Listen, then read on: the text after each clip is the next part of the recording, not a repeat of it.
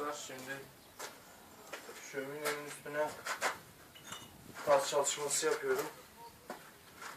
Gördüğünüz üzere doğal taşlar.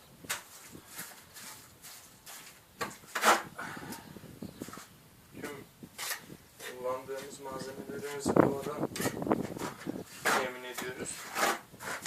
Her türlü şömine, barbekü dekorasyonlarını hepsini itinayla yapıyoruz. Evet arkadaşlar, kullandığım malzemeler yapım malzemesi olup kimyasal öz yapıştırıcı ile yapıyorum. Tam doğal görünümü yakalamak için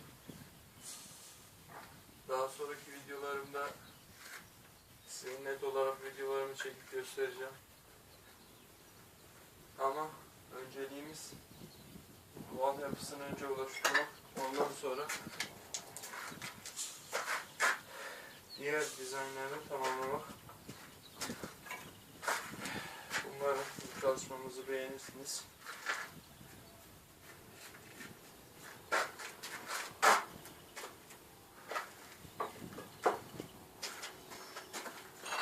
Evet arkadaşlar, gördüğünüz üzere tüm taşlarımızı değerlendiriyoruz.